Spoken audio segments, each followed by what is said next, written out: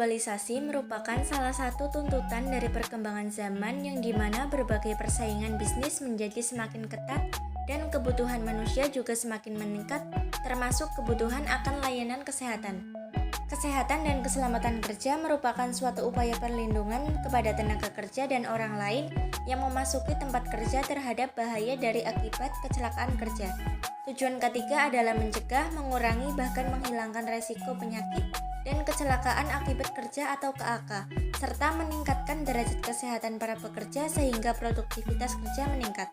Pekerja rumah sakit mempunyai risiko lebih tinggi dibanding pekerja industri lain untuk terjadinya penyakit akibat kerja dan KAK, sehingga perlu dilihat dan dibuat standar perlindungan bagi pekerja yang ada di rumah sakit untuk mencegah dan mengurangi risiko bahaya tersebut, maka perlu ditetapkan standar K3. Standar K3 diterapkan di rumah sakit, perlunya pelaksanaan K3 rumah sakit mengenai kebijakan pemerintah tentang rumah. Nah, materi PAK itu kan banyak ya teman-teman. Untuk kali ini kita akan membahas terlebih dahulu dari definisi penyakit akibat kerja atau PAK. Penyakit akibat kerja atau PAK menurut Sumakmur tahun 1985 yaitu penyakit yang disebabkan oleh pekerjaan atau lingkungan kerja. Selain itu, menurut Simposium Internasional oleh ILO dalam Anizar tahun 2009, penyakit akibat kerja atau PAK adalah penyakit yang mempunyai penyebab yang sangat spesifik atau mempunyai asosiasi yang kuat dengan pekerjaan yang pada umumnya terdiri dari satu agen penyebab yang sudah diakui. Selanjutnya ada kriteria dari penyakit akibat kerja. Yang pertama ada dari faktor fisik, ditandai dengan adanya radiasi, suara tinggi atau bising atau biasa disebut dengan ketulian, suhu tinggi, tekanan udara tinggi, vibrasi, penerangan, terdapat getaran lokal dan getaran umum. Yang kedua ada faktor kimia, mulai dari bentuk yaitu padat, cair, gas, uap, dan partikel.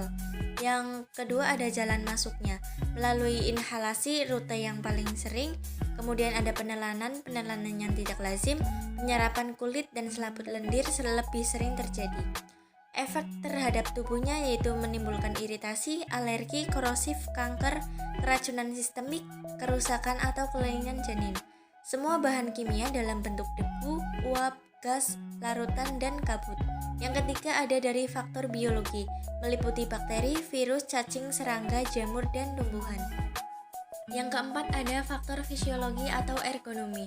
Penyebabnya dari cara kerja, posisi kerja, alat kerja, lingkungan kerja, konstruksi tidak ergonomis.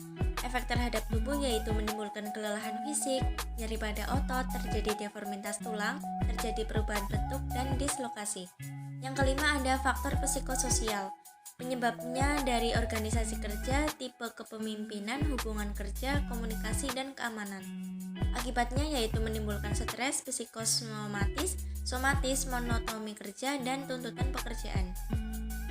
Selanjutnya ada peraturan pemerintah yang mengatur PAK. Pertama, Keputusan Presiden Republik Indonesia Nomor 22 Tahun 1993 tentang penyakit yang timbul karena hubungan kerja. Pasal 1 berbunyi penyakit yang timbul karena hubungan kerja adalah penyakit yang disebabkan oleh pekerjaan atau lingkungan kerja. Pasal 2 berbunyi setiap tenaga kerja yang menderita penyakit yang timbul karena hubungan kerja berhak mendapat jaminan kecelakaan kerja baik pada saat masih dalam hubungan kerja maupun setelah hubungan kerja berakhir.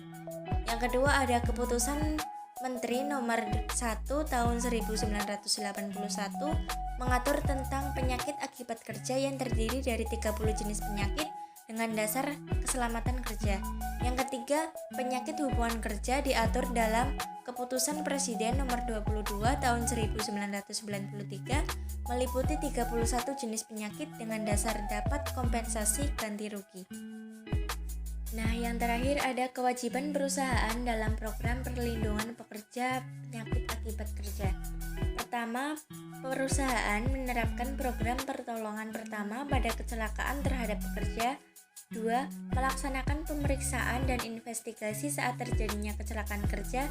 3. Melakukan perlindungan bagi pekerja atau buruh lain sebagai tindakan preventif. 4. Menyediakan jaminan ketenagakerjaan.